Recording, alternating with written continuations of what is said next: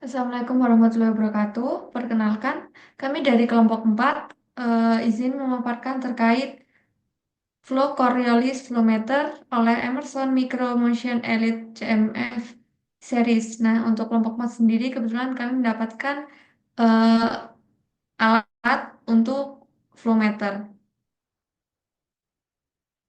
Selanjutnya untuk anggota kelompok dari kelompok 4, yang pertama ada Muhammad Farhan, yang kedua ada Ardiansyah Teguh Herlambang, yang ketiga ada M. Nitri Erwin, yang keempat ada Fadila Ananda, yang kelima ada Air Nur Rafiq, yang keenam ada Ahmad Dewa, yang ketujuh ada Delvina Raisa, dan yang kedelapan ada Hari Algam. Nah, selanjutnya untuk sub bahasan yang akan kami bahas, yang pertama ada komponen, prinsip kerja, serta cara kalibrasi. Untuk subbahasan yang pertama, untuk pengukuran menggunakan proses cair dan proses gas. Untuk proses cair, pemasangan tabung mengarah ke bawah untuk memungkinkan gas dalam aliran menggelembung ke atas dan keluar dari tabung tanpa terkumpul. Yang kedua, untuk proses gas, orientasi tabung diarahkan ke atas guna mencegah kondensat menumpuk di tikungan tabung. Dan bisa dilihat pada ilustrasi gambar pada sebelah kiri. Setelah itu akan dilanjutkan oleh rekan saya. Baik, selanjutnya di sini merupakan part-part dari flowmeter dari merek yang kita bahas. Bisa di next.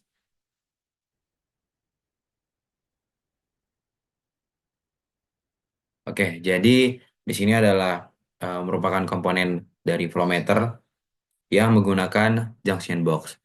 Saya akan jelaskan. Yang pertama, terdapat proses connection, di mana sebagai tempat sambungan pipa dari proses industri ke sender. Lalu merupakan jalur masuk dan keluar fluida yang ingin diukur volumenya. Lalu yang kedua yaitu merupakan junction box, kotak sambungan listrik tempat kabel sensor dihubungkan ke sistem kontrol ataupun transmitter. Juga melindungi koneksi elektrik dari lingkungan sekitar. Lalu terdapat flow direction arrow di mana memberikan petunjuk arah aliran fluida yang benar saat instalasi. Salah arah pemasangan bisa membuat pembacaan flowmeter. Lalu selanjutnya terdapat serial number tag di mana label yang mencantumkan nomor seri alat dipakai nantinya untuk identifikasi pemeliharaan, kalibrasi, dan pencatatan riwayat alat. Lalu terdapat sensor housing di mana merupakan casing pelindung utama untuk komponen internal sensor seperti tabung pengukur dan elemen getar. Lalu melindungi dari kerusakan fisik dan kondisi lingkungan. Lalu terdapat optional purge connections atau rupture disk. Pure connection berguna untuk membersihkan sensor dari fluida berbahaya atau sisa fluida. Lalu untuk rupture disk sendiri adalah alat pengaman. Jikalau terjadi tekanan berlebih, disk akan pecah untuk melepaskan tekanan dan mencegah kerusakan lebih besar. Bisa di next.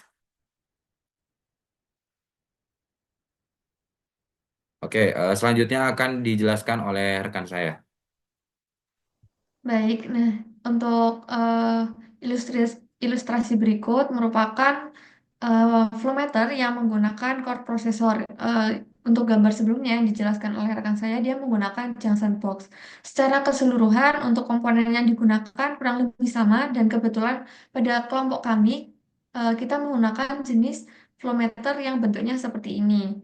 Nah, untuk slide selanjutnya nanti akan kami tampilkan beberapa contoh bentuk dari flowmeter yang lain.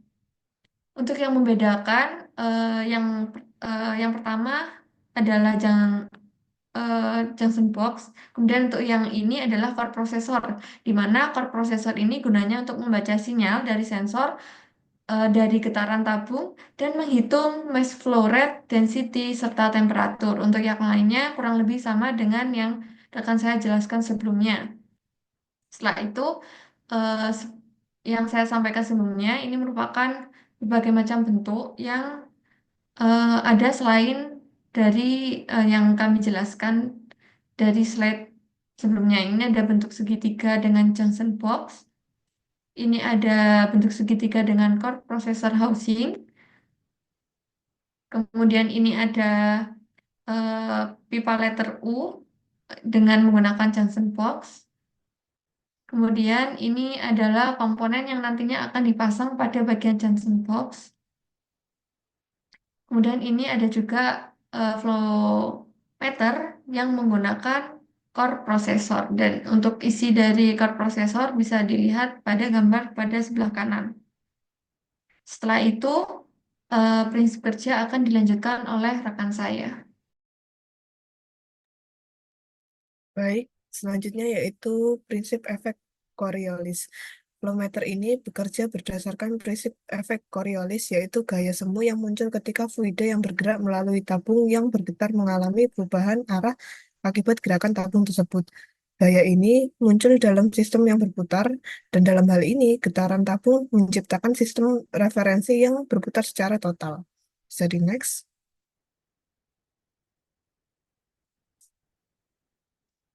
Selanjutnya, untuk prinsip kerja flowmeter Coriolis seri Emerson Micro Motion Elite ini memiliki prinsip kerja pada flowmeternya melibatkan penginduksian getaran pada tabung aliran yang dilalui oleh fluida.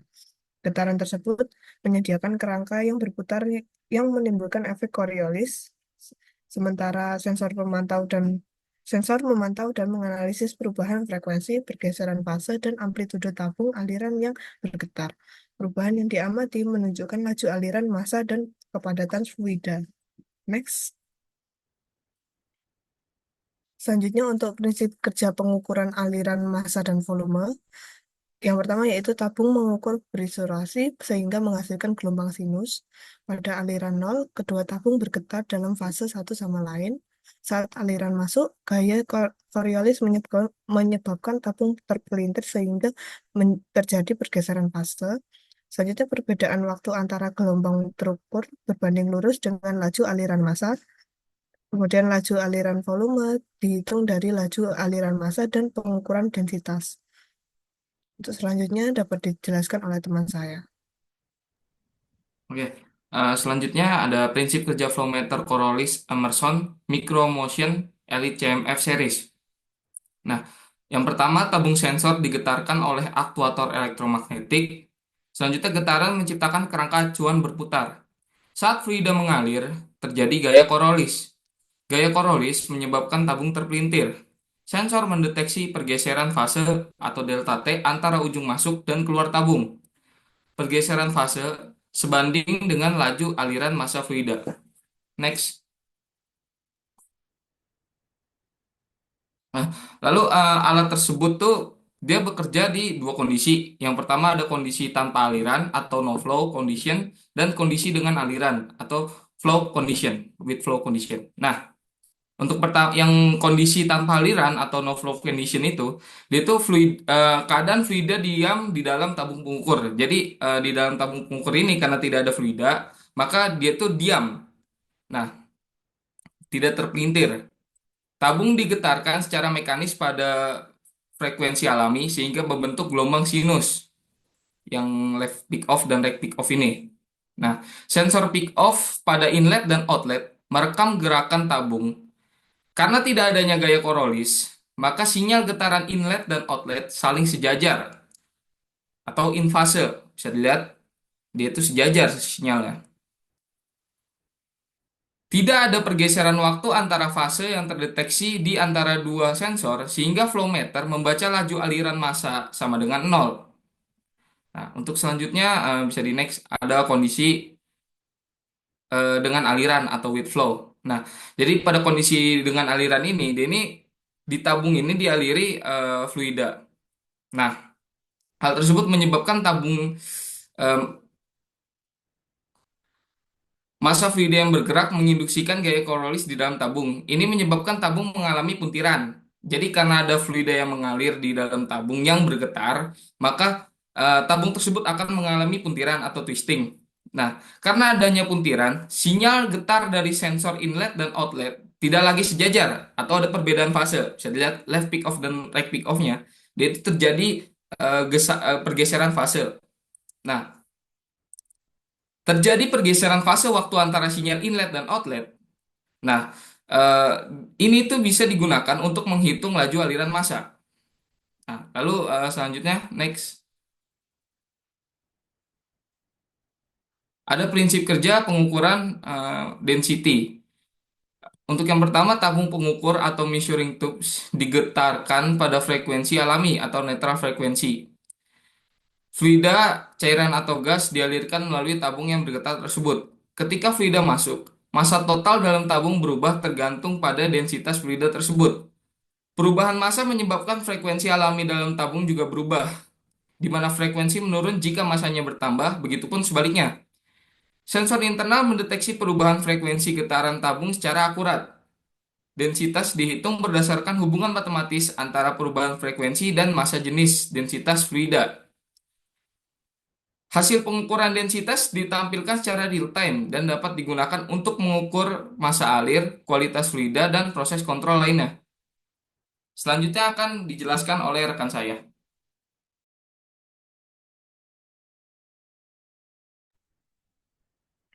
Selanjutnya merupakan prinsip kerja pengukuran flow liquid. Pertama, ketika cairan mengalir, perubahan puncuran tabung menghasilkan fase pergeseran yang diukur. Massa flow dihitung dari besar pergeseran fase tersebut. Volume flow diperoleh dari rumus volume flow sama dengan mass flow per density. Temperatur cairan juga diukur untuk kompensasi otomatis terhadap pengaruh suhu terhadap elastisitas tabung. Densitas cairan dihitung berdasarkan perubahan frekuensi alami dari tabung yang berisi cairan. Bisa di next.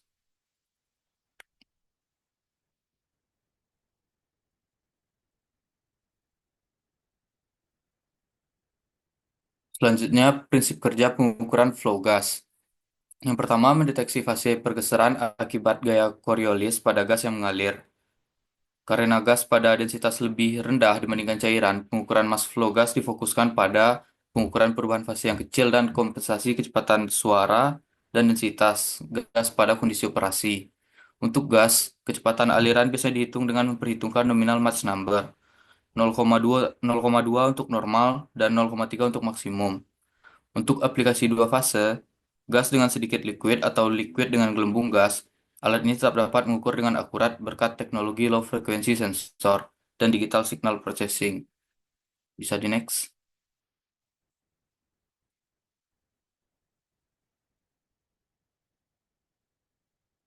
Keunggulan menggunakan prinsip kerja tersebut, yang pertama desain dual tube pattern yaitu memberikan performa aliran yang baik dan menjamin stabilitas tinggi serta rentang pengukuran yang luas.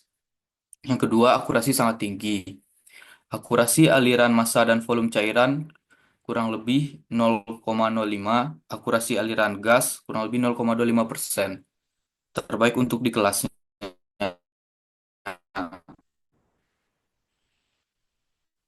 Yang ketiga, front-end digital signal processing percepat identifikasi dan penyelesaian masalah. Yang keempat dan terakhir, smart meter verification atau SMV, yaitu sertifikasi kerja dan jasa kalibrasi eksternal. Selanjutnya akan dijelaskan oleh Baik, untuk Selanjutnya adalah berikutnya, sebab kalibrasi. Oleh rekan oke. saya, Berikutnya adalah tujuan kalibrasi sendiri. Tujuan kalibrasi sendiri itu meliputi yang pertama, menjamin akurasi pengukuran aliran massa atau cairan. Untuk yang kedua, memastikan flow meter bekerja sesuai spesifikasi pabrik. Dan untuk yang terakhir, yaitu memenuhi standar metrologi dan audit industri. Bisa di next. Kalibrasi flow meter Coriolis seri Emerson Micro Motion Elite ini pada dasarnya memiliki prinsip yang mirip dengan kalibrasi flow meter lainnya, yang mana prosesnya secara umum meliputi proses zeroing untuk memastikan tidak adanya pembacaan saat aliran berhenti, kemudian proses span calibration, yaitu membandingkan hasil pengukuran terhadap standar acuan seperti timbangan atau prover, dan diakhiri dengan verifikasi serta dokumentasi hasil. Bisa di next. Kalibrasi yang meliputi flowmeter Elite CMF series yang terpasang serta transmitter baik berupa 5070 2700 atau MVD. Selanjutnya terdapat komputer dengan software Prolink 3 atau AMS, lalu fluida standar baik berupa air untuk menghindari kelembapan. Yang ketiga, menghubungkan transmitter atau software. Bisa di next.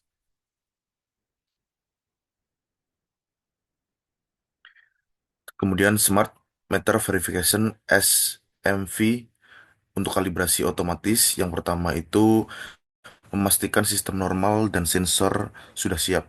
Yang kedua, akses menu Smart Meter Verification dari interface transmitter atau sistem kontrol ProLink 3 atau AMS. Yang ketiga, menjalankan Smart Meter Verification. Nah, ini bisa langsung di meter di ruang kontrol ataupun terjadwal dengan otomatis. Yang keempat, sistem akan memeriksa kesehatan tabung pengukur elektronik dan kalibrasi internal. Yang kelima, dalam waktu kurang dari 90 detik, hasil verifikasi keluar. Hasilnya bisa disimpan sebagai audit trail untuk kebutuhan dokumentasi. Bisa di next. Nah, untuk zeroing calibration ini, untuk langkahnya yang pertama, menghentikan aliran fluida sepenuhnya dan menunggu hingga sinyal stabil. Kurang lebih, kita tunggu 3 hingga 5 menit. Yang kedua, menjalankan menu zero verification pada interface transmitter atau sistem kontrol pada software ProLink atau AMS. Yang ketiga, sistem akan mengecek apakah perlu re-zero atau mereset kembali ke nol jika terjadi gangguan pada sensor yang mendeteksi tidak nilai zero. Yang keempat, jika disarankan, lakukan zero calibration untuk mengatur baseline baru. Yang kelima, simpan hasil zero calibration. Bisa di next. Kemudian untuk selanjutnya akan dijelaskan oleh rekan saya. Silakan.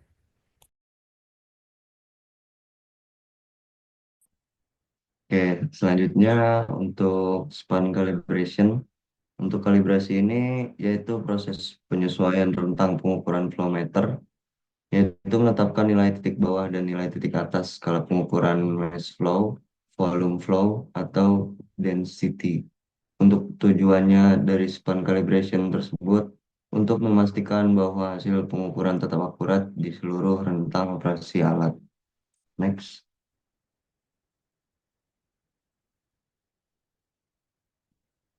Sebenarnya untuk menjalankan span calibration sendiri itu yang pertama jalankan fluida ke tangki atau alat ukur massa dan catat hasil flow meter dan alat ukur aktual. Yang kedua itu sesuaikan K faktor jika diperlukan. Selanjutnya hitung error dengan rumus flow meter dikurang aktual dibagi aktual. Next.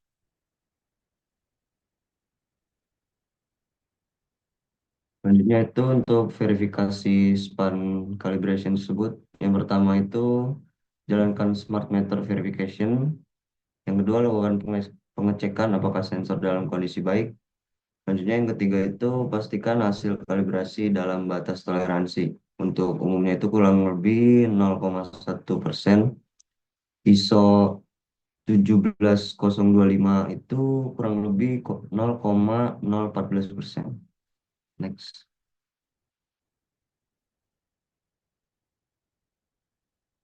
Selanjutnya untuk referensi yang kami ambil untuk PPT ini yaitu dari buku Emerson Micromotion.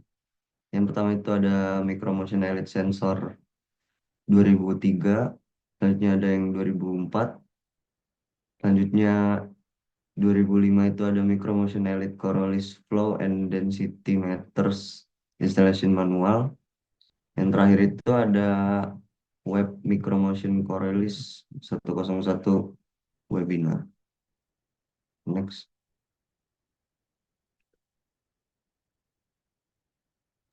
Mungkin dari kelompok Mungkin 4, sekian dari kelompok kami dan terima kasih atas perhatiannya.